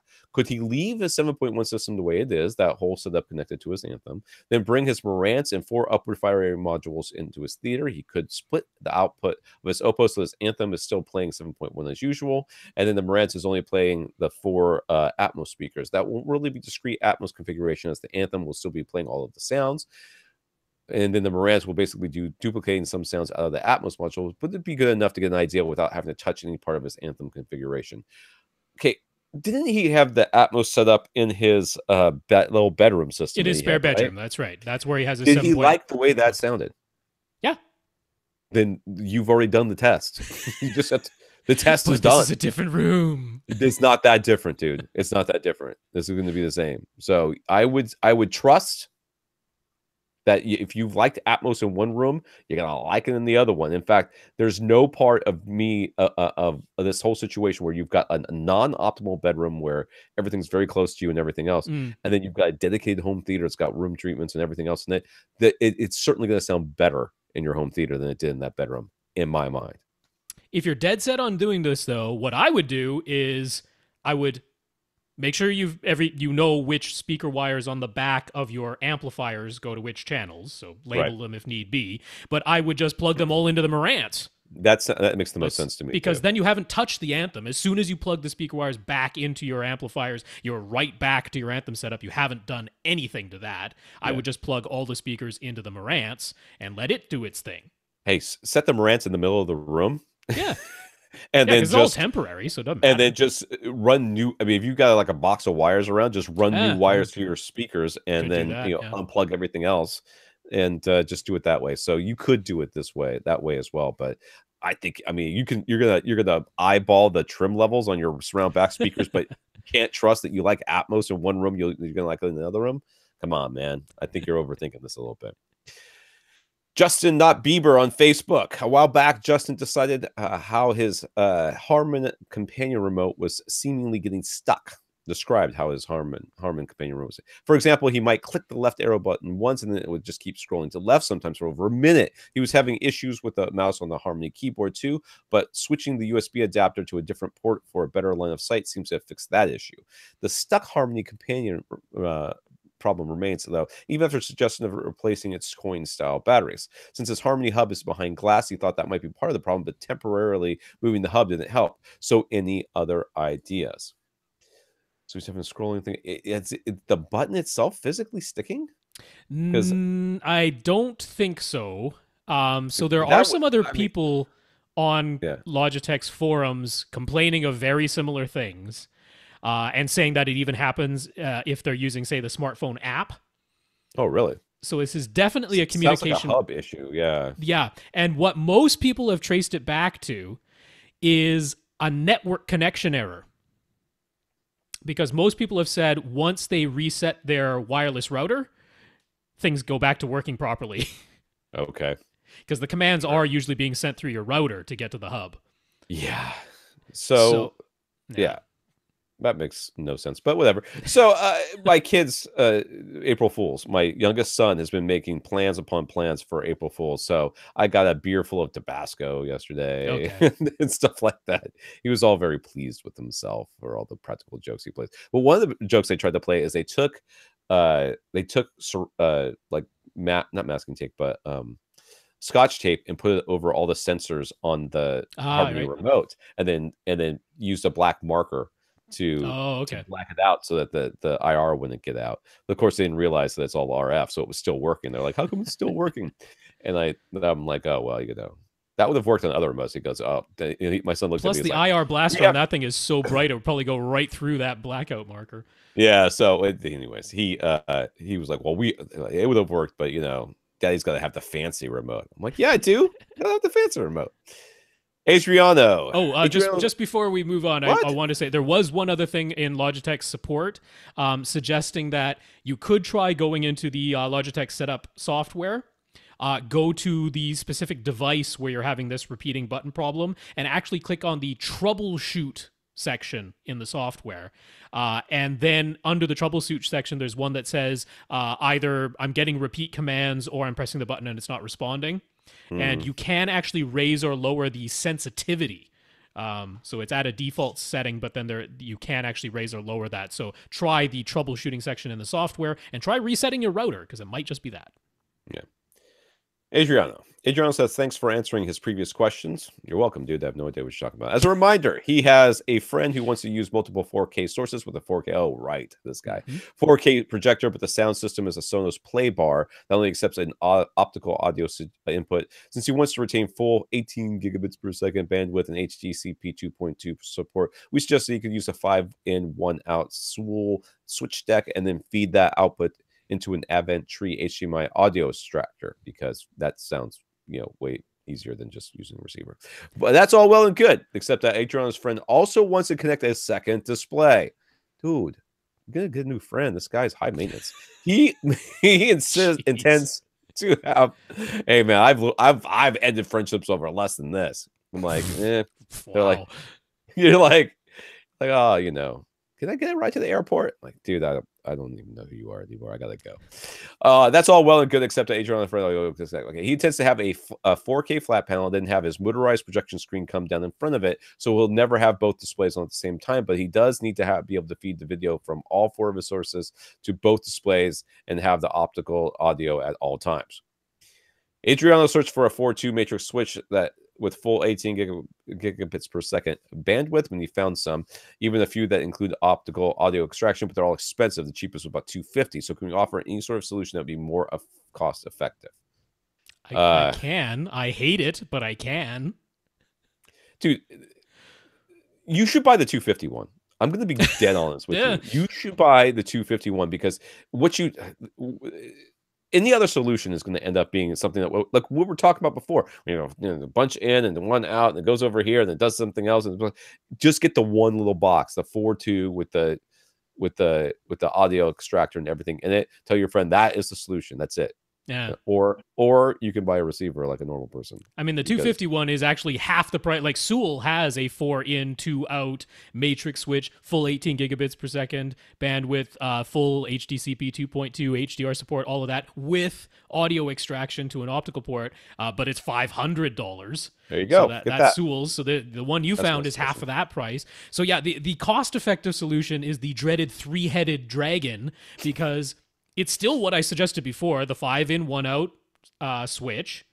Right. Feed that to the audio extractor. So the audio extractor takes out the audio, sends it out of its optical port, and then sends the 4K HDR video on through to another single HDMI output. Then you feed that into a 1-in, 2-out Sewell split deck splitter, which is also 18 gigabits, HDCP 2.2. So you have 3 boxes all chained together in a line to make this happen. It's considerably less expensive than the 250, because you're looking about $140 all in for this. So it's like, kind of like half the price of the Matrix Switch. It's more cost effective. It's starting to get kind of ridiculous, but any one of these things has any sort of issue, and something's going to have an issue. And it's HDMI. What if your projector is always sort of kind of on, but not really, and then it thankfully both displays are 4K and HDR, so that shouldn't be an issue. Okay, so he's got an HDR. Yeah. Yeah. I mean, I would just go with I would say Just bite the bullet and get the Matrix. bite the bullet and get the Matrix one that is going to do everything that you want it to do, because everything else is just you're just asking for. I mean, think of all the cabling. You think of the cabling alone that you're going to have to buy. You're going to have to buy all every single one of those boxes needs its own power supply. That's right. That too. Yeah. All right. Well, let us know what you end up with, and whether or not you guys are still friends at the end of this. Darren is trying to better understand the HDR metadata. He gets why Dolby Vision would work well. Each scene or even each frame gets its own metadata, so the display can always show each image to the best of its ability. But with HDR10, it's static metadata, right? I mean, there's only one value for the peak brightness of the entire movie and one value for the average picture level. So for something like Planet Earth 2 or Blue Planet 2, I didn't know there was a 2 of either of these things, by the way. There can be massive changes from chapter to chapter. In one chapter, they're showing snow-covered mountains. In the next chapter, they're in a dark cave. How can the static metadata handle this properly? Is this taken into consideration during production when the footage is being shot? Or is it all handled in post-production? Do we end up with the snow-covered mountains being too dim and the dark cave being too bright? I think the whole point of having HDR is that that's never the case. That the bright, that your whole idea is that. I mean, the reality is most of this content sits between, a more reasonable, brightness level. It's just these little, I mean, you're not going to get to the snowy thing and it's going to be like, here is 1,000 nits of snow. Right. You don't get that. It's just these little bits of highlights here and there where it gets exceptionally bright. So as far as I know, I mean, you don't take this. You almost never take even color into consideration when you're filming. You're trying, but a lot of this stuff is shot digitally. I don't know what they're doing with Blue Planet and Planet Earth, but I know when you're talking about like most movies, especially like the superhero stuff, if you were to see the raw footage, it all looks kind of gray. It's all very, and all of the color and stuff like that. A lot of that stuff is fixed in post production. Oh yeah, color timing is a huge part of the process. So that's not it's not something that the filmmaker himself or herself is thinking about at the time. Now, Blue Planet and Planet Earth might be a completely different animal. I don't know, but a lot of times in movies we're not dealing with worrying about the HDR-ness of a shot until we're in the editing room. Yeah, no, they're kind of just shooting on their Red Dragons and Arri Alexas when they're doing that. So so I think the easiest way to understand the HDR is to start without any metadata whatsoever. Just start with the PQ curve. Because the PQ curve just says, I can contain anything from 0 to 10,000 nits. And I have an exact value for every nit level between 0 and 10,000. That's just your regular PQ curve. Now, if you just fed a regular PQ curve into an HDR television, what it would do is assume that the brightest possible thing is 10,000 nits, and that the 50% mark should equal 100 nits, because that's the way the signal is meant to be encoded, that the first half of the values represent from 0 to 100 nits, that from the 50% mark to the 75% mark of the signal represents from 100 to 1,000 nits, and then the final 25% of the signal from 75 to 100% represents everything from 1,000 to 10,000 nits. That's the way the PQ curve is divided up, and how many signal values are assigned to each part of that scale. So your television will say, I'm just going to assume that the brightest thing in here might be 10,000 nits. Therefore, I am a TV that is capable of outputting 1,000 nits maximum. 1,000 nits now equals 10,000 nits, because that's the brightest thing I can possibly show. And then everything below that has to fit within what I can do. So from 0 to 100 nits is going to be 0 to 100 nits. Then from what the signal says should be 100 to 1,000 nits, I'm going to make that the next 25% of what I can do. So it's actually going to be from 100 to, 5 or 600 nits. And then everything that was supposed to be from 1,000 to 10,000 nits has to fit from 600 to the 1,000 nits I can actually do. That's the way it's going to tone map it. So what HDR10 metadata allows you to do is to say, well, we never actually get 10,000 nits in here. The brightest thing in this entire movie or in this entire documentary is 800 nits or 1,000 nits or 2,000 nits. It's something less than 10,000. At which point the TV can go, oh, okay, I don't have to reserve all the extra headroom to potentially get me up to 10,000. Now my 1,000 real nits that I can produce only has to fit to the 2,000 nit mark within the signal, because that's the brightest thing in this entire movie. And then I can fit everything I can do below that. So that's very helpful. And it doesn't mess up dark versus light. It just helps the TV to make the best possible use of its available light output. Right. Now, the average picture level is part of the signal, and that occasionally can have the effect of making dark, shadowy images look too dark. Because if it says the average picture level of this entire movie is actually a little bit higher than normal, it's 80 or 90 nits on average, the TV might say, okay, well, now I'm going to shift everything upwards a little bit so that what normally I'm expecting the average level to be 50 nits, but you're telling me the average level is 80 or 90 nits, so I'm going to shift everything up a little bit, and now I've crushed some of the shadow detail. So if anything is going to impact it, it's actually that average picture level thing, not the maximum nit level thing. And it wouldn't be a case of the snow-covered looking too dim and the dark cave looking too bright. It would probably be the reverse. It would be the dark cave looking too dim. That's the most likely problem. But yeah. That's kind of what's going on there. Jack has a setup in which all of his sources are plugged into his Sony TV. Then the Sony's optical output, audio output, is then plugged into an older Onkyo receiver as powering a 2.1 speakers. He just uses the stereo listening mode. Everything functions that way just fine, but he's noticed that an issue with his Roku 4, certain apps are way, way, way louder than others. Netflix and Amazon seem fine, but Vudu can be significantly different in its volume. Pandora is worst of all. He needs to cut his master volume setting in half if he turns on Pandora. Any ideas that could fix this so he doesn't have to ride the volume control on his receiver? Unless the Sony has got some sort of independent volume control for the different apps, which I'm a billion% sure it doesn't. It'll be the Roku that would have to have. I mean, the Roku, yeah. Either way, there's not going to be anything you can do about that. Nah, because this isn't different sources. This is different apps within one source. Yeah. Yeah. I mean, the only thing would be to look for settings within the software itself. I'm not aware of that. I can't imagine it exists. The only thing I could think of is if you have a Harmony remote that's programmed so that you can press a button and get like Roku, not the Roku, but the different apps started, so that Pandora starts. You could then program it to change the volume of your automatically. Automatically. That's about the only thing I can think of. I mean, my only other fix is if you know Pandora in particular is the bad one. Do you have any other sources that could be your Pandora source instead of the Roku?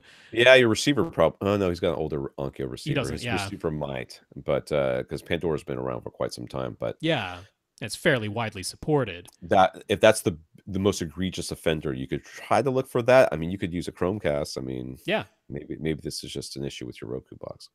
So he says he has a blown tweeter on one of his Paradigm speakers. They're first generation studio series, so they're about 20 years old. He's contacted Paradigm. They said they don't carry replacement parts for that series anymore, but they could manufacture a matching tweeter for him, though it would cost him $300, or you would just buy another speaker because it would be cheaper. He's read online where some people have bought third-party tweeters and replaced it themselves, but they recommend replacing both tweeters in his pair of speakers since this new third-party tweeter wouldn't match the original. Is it worth going through all this trouble and expense, or maybe just time to part with these Paradigms to get a new speaker? I agree with the people online. If you're going to replace one, replace both. Oh yes. If it's got similar specs as the one that's in there, I got no problems with you replacing this tweeter. I see this as not being much of an issue. If it's not a huge expenditure of money, you could always try it and then part with the speakers afterwards if you don't like them. But I would consider that. I would be okay with you replacing the tweeter. Yeah. Yeah. I mean, I wouldn't pay the $300 to have Paradigm manufacture you a one-off. That That option doesn't make sense to me. Even if they did, you would want to spend $600 and get two. That's you wouldn't right. You wouldn't want to pair this brand new tweeter with, which is supposed to be similar to the one, because I mean, I've been to manufacturing facilities of speakers before, and they will test tweeters to make sure that as they're coming off the line, to make sure that the tolerances are similar enough that you're not going to get a completely different sound. They're doing that. So you're going to believe that they're going to be able to manufacture you a brand new tweeter for $300 that's going to sound exactly the same as your 20-year-old tweeter? Well, I'm sure they still have the designs of the original. They do make their own drivers, but that's true. I know. No, I wouldn't do that. I'm in agreement. I would either just say, all right, I'm going to buy a new pair of speakers, or go for getting two third-party tweeters, that, because I'm sure if he's looked this up, they probably have specific ones from a specific brand that, you know, have the correct impedance to work with the existing circuitry in the speaker, and it's kind of a drop-in replacement. So yeah, I'd either do that or just get new speakers. Yeah, I agree. Sorry, I was looking at that email. David is using an Denon AVR X6300H receiver with a JVC X770 projector in his dedicated theater. It's a 7.2.4 setup. In the room next door, he has a bar, and he decided to install a 75-inch 4K TV and just a pair of in-ceiling speakers. He wanted to be able to have the same content playing on both rooms at the same time, but he didn't want the audio to be down mixed to only 2-channel in the dedicated theater. So he bought a Yamaha RX V3 receiver, which can pass through HDR video and decode the lossless audio formats, and all that functions. You can use the Denon, his Denon Zone 2 HDMI output to feed the Yamaha receiver, and retains 4K HDR video and full lossless audio in both rooms. Unfortunately, there is a synchronization issue. Zone 2 is actually ahead of the main theater by a noticeable amount. So is there any way to correct this? He'd be fine with some sort of box that would just delay Zone 2 enough to bring it in sync with the main theater. Do you have video processing on in the main theater room? Because that's the first thought that came to my mind. The other thought is that it is just how long it takes your projector to do all the things it needs to do. I mean, to put it up there. The JVCs have notoriously slow HDMI handshakes. Yeah. However, that doesn't really explain this. I was going to say, that doesn't make any difference. I mean, once the handshake's made, the handshake is made. Yeah. Yeah. I mean, honestly, I'm not fully sure how the Denons handle sending the same source out of both the main HDMI output and the Zone 2 HDMI output. I don't know if they send that signal simultaneously or if it genuinely duplicates the signal so that you can, you know, actually have the signal coming out twice independently, or if it's just sending them simultaneously, because I'm not sure where the synchronization error is happening. I don't know if it's happening in the Denon to begin with, or, I mean, it could be happening in the displays. It could be happening it's happening in the Denon or the projector. I mean, that's where it's happening. Yeah, it's weird that the second zone is preceding the first zone. Yeah, that's what's throwing me off too. That's what's making me think it's the projector. Easily understand the other way around. Yes, but, that's what I would think too. That's what I would think as well. Yeah, because what my expectation would be is that so there is going to be some lip syncing happening just in the main zone, because the audio has to sync up with however long the latency is in the video. Right. So there's some lip sync going on there. So, okay, the main zone is delayed by whatever's necessary to sync up with the video. But I would then expect that signal is being sent simultaneously out of the main zone and out of the HDMI Zone 2 output. So my expectation would be, okay, then you're feeding the Zone 2 HDMI to a second receiver, which is adding more latency on top of that and playing after the main zone. That would be the expectation. But he's saying, nope, it's the complete opposite. The main zone is coming out first. I want you to switch the HDMI on the back of your receiver. I want you to switch the HDMI cable so that your projector is getting Zone 2 and your TV in the other room is getting Zone 1. But then it's not getting the audio. Who cares? Well, just a test. We're just doing this test. So if you do that and your video is still delayed in your main theater, it is your projector. And the solution to your problem is there is no solution to your problem. You're completely screwed. Unfortunately. I don't think there's any solution anyways. I can't think of any way to delay both the video and the audio. Yeah. There is probably some high-end box that can do it. Some video processor for like processing. Yeah. DVDO or something like that could do it, but it seems that's awfully what the only thing I spendy. think of. Yeah. Yeah. Man. Yeah, this is a bit of a stumper. This isn't the way I would expect it to be, and it isn't. Yeah. Switch the cables and tell us what happens. Yeah. That's a good experiment to try for sure. Yeah. And then you know what? Maybe go into your Denon and go into the HDMI settings and turn the lip sync setting off, because that worked for Tom. Could be. You never know. Sometimes stupid stuff works. Okay, here. Miguel on Facebook. Miguel first wanted to thank us for discussing his Canton speakers and dual subwoofer placement and using the subwoofers as speaker stands. He wants to assure us that he will place his dual subwoofers in diagonally opposite corners, not both up front. We totally misunderstood that, so thank you for correcting us. And his feeling has been that since his Canton speakers are just okay, he's looking for an upgrade. I don't. If you like them, again, don't. He was already feeling that way. I guess he wanted to hear it from us to see if we thought he was nuts in his appraisal, which we never will. You hear what you hear, man. Yeah. So his budget's about $1,500, and that would be for 5 speakers, bookshelf left and right and center. The surrounds, the CAF Q series and Focal Chorus series are on his radar because they're available accessories for less. And then the RBH Elite Impression series look interesting too. What do we think would be the most significant upgrade over his Canton speakers? And could we elaborate a bit more on the comment that Canton sounds similar to Polk? I never said they sound similar to Polk. It's not what I said. I said that they remind me of Polk in that. Oh, okay. I associate them with sort of that sort of like, not quite entry level, but a little bit above entry level. Not all of their speakers. Oh my God, the Polk hate's going to come my way. I can feel the thumbs down. To me, that's my experience with Canton has been like that. It's like, yeah, they're all right. Okay, so right, okay.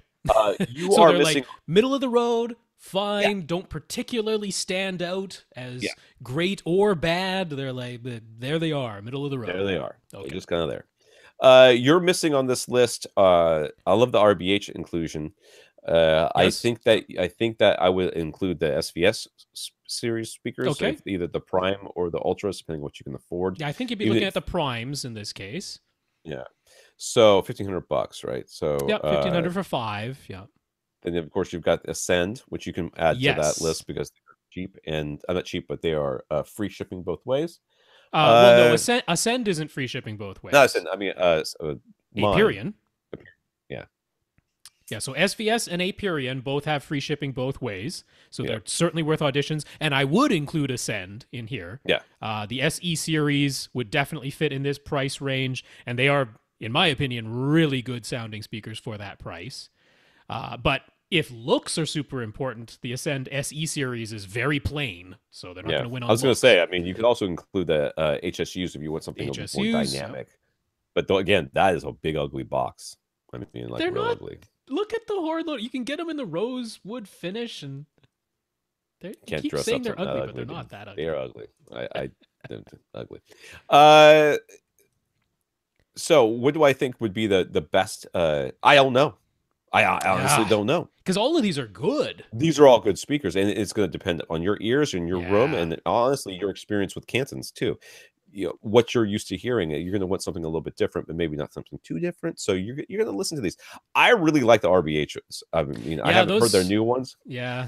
But that, to me, RBHs are speakers that are just to me, they're almost future-proof too, because they play well with so many other speakers that if you decide to upgrade later on, you're not going to be like, oh, I upgraded, and now this speaker sounds, terrible. It doesn't sound well with my RBHs. The only way that's going to be the case is if you get something that has a definite sound to it, in which case you were going to be screwed no matter what speaker you bought. So all of these are going to be good. You should listen to all of them. I guess we should say ELAC in there too is another possibility. That's I think that some of the ones you got on this list are better than ELAC, though. Yeah, I mean, that RBH Elite series, they're basically taking the old MC series drivers and just putting them in different cabinets. Those are going to be nice speakers. Even without having heard them yet, just knowing their pedigree, I am willing to say those are going to be nice speakers. I mean, what if he just wants us to pick one and say, here's the ones to get. We'd have to know more about your room. Yeah, I would have to know a lot more about a lot of things. Yeah. I would, just looking at these sets of speakers, including the speakers that I own, I would probably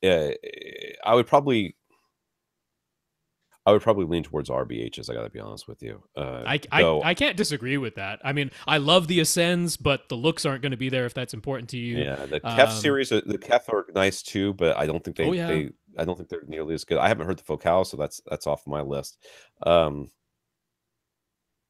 The SVS speakers, I don't think are as good as the Primes, RBHs. right? Yeah. Yeah, the Primes. The HSUs would be very different from what you have. Yeah. If you're sitting quite far away, they might end up being the best choice. Yeah, that's true as well. Again, we have to know your room. We kind of whittled it down there a little bit. I don't think we helped at all. Trevor, we didn't whittle it down. We did exactly the opposite. He has twice as many speakers on his list as he did when he ballooned it up to like 3 times the size, and then we whittled it back down to like 4 when he had started with only 3. So, we did our job. I don't think you understand how math works. Trevor purchased a pair of Aperion Intimus 5B bookshelf speakers to use as his surrounds. He noticed that they were all in back order at Aperion's website, so he called them to find out when they might ship. Aperion let him know that even though their stock is depleted right now, they also sell through Amazon, and Amazon's warehouse still has stock. So he appreciated Aperion's customer service, and he wants to know why we don't recommend the Intimus series more often. I don't know. They're fine. They're fine speakers. I mean, I have the Varus speakers. Who else is recommending Aperion? Like, hardly anybody else even. You probably heard about them from us. Yeah, really. If it wasn't for us, you never would have bought them in the first place. That's probably not true. Come on, let's be honest. I mean, they've been around for a long time. I've got nothing wrong. I've got no problems with the Varus speakers. Are just a higher quality, a higher quality sound, and have a more expensive. Technology. But they're more expensive. So I've heard some of their other speakers, and they've all been very good. So I would have no problems recommending them. But when we often say, "Hey, if you're going to look for speakers, look for some Aperion," I'm not just saying the Varus speakers. That's right. I'm saying any of them. The whole company. Both ways. Give them a try. Right. So I mean, I'm not recommending them. Maybe I just haven't said their name. I'm sorry. It so reminds me of the guy who was like, you don't recommend Ascend the little ones, right? The HTM 200 SEs often enough. I'm like, but I'm the only person who recommends them at all. Now that we've got the birds and the little birds and the whatever, we don't recommend those things at all either. Well, I'm recommending those because I know they're going to disappear eventually. Like Focal stopped manufacturing them quite a while back, so I'm surprised there's any stock left. So anyways, he's planning, whoever this is planning to get, I forgot his name. Trevor. He's planning to get the Varus 2 Grand Center and bookshelf speakers as his front 3. He's using a Denon X4200W receiver. It's about 8 feet away. Would he benefit from getting, at all, from getting a separate amp to drive his front 3 speakers? We say it in unison. 1, 2, 3, go. No. Thank you. Let's go. No, on 8 feet away? Nope. Not a chance, dude. Not a chance. Not necessary. You will break your ears before you break those speakers. All right, what time we got here? Earl. So we talked about Earl's 4,000 cubic foot space in episode 581. I don't even know what episode we're on now. Anyways, 585. He was okay. He's considering upgrading his subwoofer to dual SVS SB16 Ultras, although he really only has 2 locations in his room where those subwoofers can live. So he won't be experimenting with placement. We said that SB4000 would be just fine for his space. Tom even said he thought a single SB4000 might be the way to go. So it's only one forward-facing seat in Earl's setup. But in our last episode, we talked about how JL audio subs could provide really loud output while being even smaller, although they cost more. Ultimately, Earl went back to his original idea and ordered a pair of SB16 Ultras, but he has anxiety about his decision. Is there a different sealed subwoofer model out there that would outperform the SB16 Ultras? Dude, you're fine. Oh, you were more than fine. You're fine. We said to spend less and get 4,000s. We didn't say that just to say it. That was what we you thought don't was the need real that answer. extra output that you've purchased to begin with, but you did, and now you're like, well, what if I should have gotten the JL audios, man? No, you didn't need those either. You don't need any of it. You don't need that. You don't need a single thing. The 4,000s would have been fine, but here you are, and you got them, and there's no buyer's remorse, sir. No buyer's remorse. No, heavens no. I mean, you got fantastic subs. This is what we're going to say, all right? You would not hear an audible difference between the two subs. In fact, any of the subs that we talked about, the SB4000s, the 16 Ultras, or the JL Audios, okay? Because you're not going to be hitting the upper limits of these subs to begin with. So the 16 Ultras are going to absolutely treat you right, and they're going to allow you to upgrade to a bigger room at a later date if you so decide. Also true. Yes. So fantastic value there. I mean, yeah, there are other subs out there that might be equal in output and extension. None of them are going to be significantly cheaper, definitely not smaller, because most of them, if they are going to be any cheaper, they're going to be bigger in order to do it. Right? You're going to end up with like a sealed 18-incher from Power Sound Audio or something, and it might be a couple $100 cheaper, but then the box is also like significantly larger. So there's always going to be the trade-off. There's always the trade-off between the output, the physical size, and the price, and you can only ever pick two. That's right. Ted. Oh, God help us. Ted. Different question. It's not the legacy silhouettes. He knows he's exhausted. Now what? He's going to cut holes in his wall now, right? Okay. Ted is finally ready to start looking for a new receiver. He's leaning towards a Denon AVR X4400H, but he wants to make absolutely certain he'll have all the power and output headroom he could ever hope for. His room is not this big. All right. His legacy silhouettes on-wall speakers have a sensitivity of 92 dB. At 2.83 volts, 1 meter, but they are a 4 ohm load, and according to Gina Audioholics, not exactly the easiest speakers to drive. Ted's surrounds are DefTex, rated at 91 dB, 1 watt, 1 meter, at 8 ohms, and he might be expanding to Atmos at some point in the future. Ted's maximum seeing distance is 3 meters from the speakers, but he wants to be able to hit, for certain, full reference volume, 105 dB peaks. And frankly, he'd like some headroom to spare. Did you see the size of his subwoofers? So the X4400 is rated at 125 watts per channel, but that's only in the 8 ohms and only 2 channels driven simultaneously. So how much power does Ted need in order to never have any concerns? Never have any concerns? 3 meters. He's sitting 12 feet away. No, he's sitting, 9 feet away. 10 feet away, yeah. Not quite 10 feet away. Yeah. I mean, I'm going to be honest with you, Ted. I don't think you have any problems, but I think there's no force on earth that's going to stop you from buying an amplifier. Therefore, I think you should get a 2-channel amplifier. Not a 3-channel? Okay. Oh, he should get a 3-channel. It's fine. 3-channel. Get a monolith amplifier for mono price. Which I would so be into that if you could get them. They're out of stock. The ETA keeps getting pushed back. I don't know what's going on with ATI. I'm honestly a little bit worried. So Emotiva would be the obvious alternative. Right, would be the obvious alternative to that. They have a nice 3-channel amp. So, what about Outlaw? Is Outlaw still doing amplifiers these days? Nah, they got 7-channel only. You don't need that. That's going nuts. So it would be an Emotiva because at least you can get one of those. I would get a 3-channel. You definitely don't need external amps for your surround backs, and potentially Atmos speakers. Don't do it, Ted. Now that I've said that, I know you will. Don't do it. 3-channel amp is all. So let's do the math. I'm going to be super conservative and say that he's losing 7 decibels due to distance. You're not, but I'm going to be super conservative and say that you are.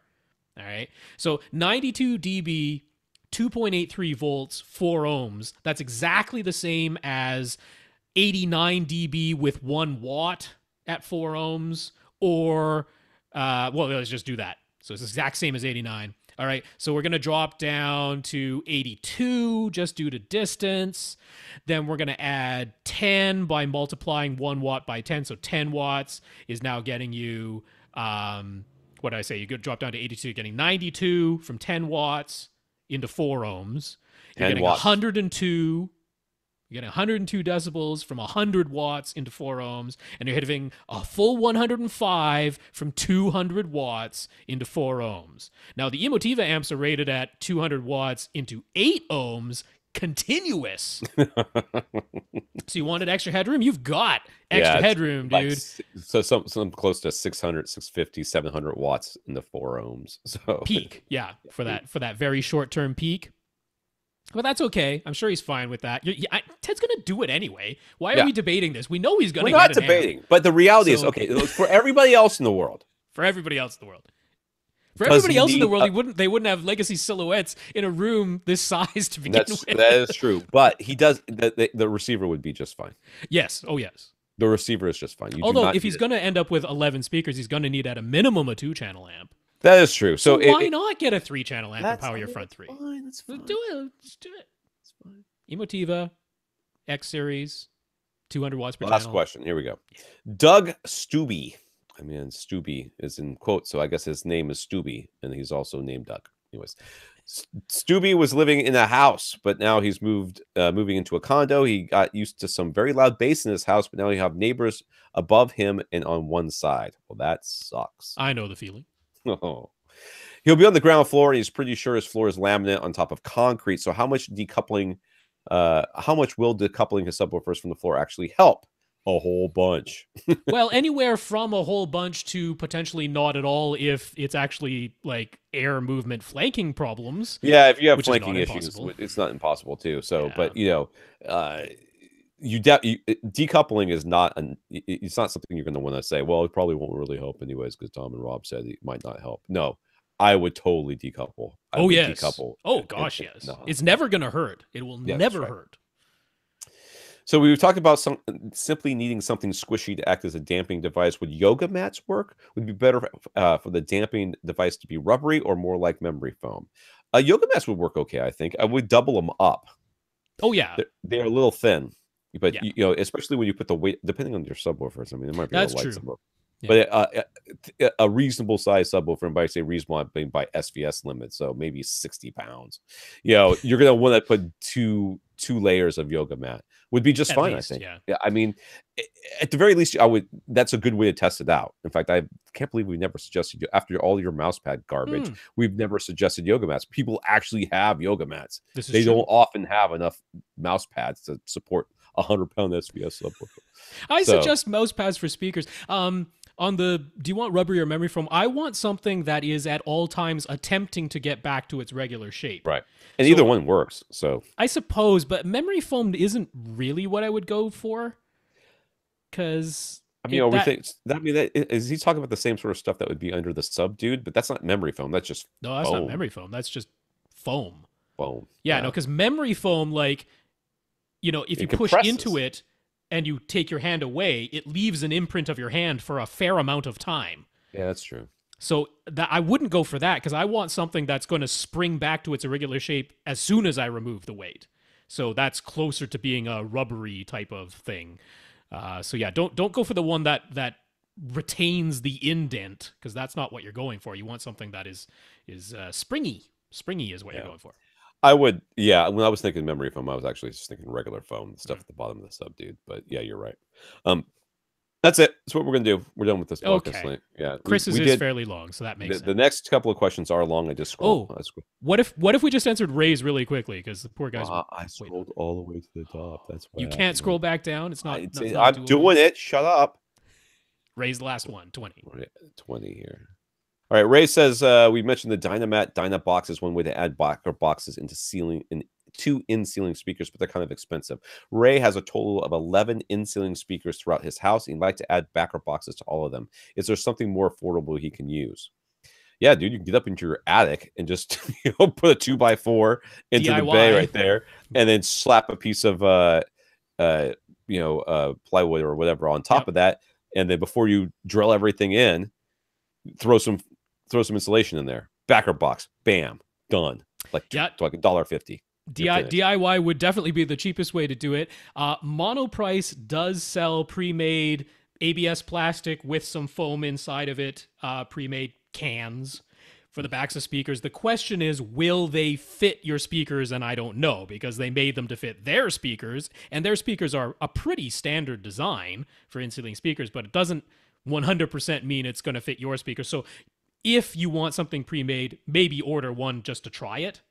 They have them made for 6.5-inch and 8-inch diameter in ceilings, which are pretty standard sizes. That's probably what you're using, is either 6.5 or 8-inch diameter. So you could order one and see if the monoprice ones fit if you just want something pre-made. And those are definitely much less expensive than the Dynabox. Yeah, but the Dynamat one, the whole reason we were talking about those is because you can shove them into that pre-existing hole. That's right. They're retrofit, and they're considerably more soundproofing than the monoprice ones. The monoprice ones are kind of minimal soundproofing. Right. Yeah. So, I mean, that's sort of if you're looking to like just take the speaker out and then push a backer box into it. That's right. That you're gonna have to pay for that, unfortunately. Yep. And the Dynaboxes do it well. It's just they are like, I think they're close to $90 a piece. Yeah. So if you have inexpensive in-ceiling speakers, that seems like a heck of a large percentage. But that's right. So that's our podcast for this week. We want to thank our listeners of the week, Earl and James, who went to www.avrant.com and clicked on the Buy Us a Cup of Coffee link and left us a PayPal donation. Thank you, Earl, and thank you, James. Yes, Earl, James, thank you very much for those donations. Also, I want to thank our 57 patrons over at Patreon who are currently leaving us a monthly donation. That also includes James, so thank you to all our patrons. Yeah, patreon.com/AVRant Podcast. Thanks so much to our 57 patrons. James, thanks for being one of them. And we want James and Gary and Earl, and we thank them for talking us up to manufacturers. James talked to Accessories for Less. Gary talked to Emotiva, and Earl talked with SVS. So thank you very much to all three of you. Yeah, James, Gary, Earl, congrats on your purchases. Thanks for talking us up. And really quickly, I'll just mention we have Chris and Jonathan who have questions on the topic list, and we will be answering them next week. All right, for AV Rant, I'm Tom Andry. And I'm Rob H. Now go out and listen to something.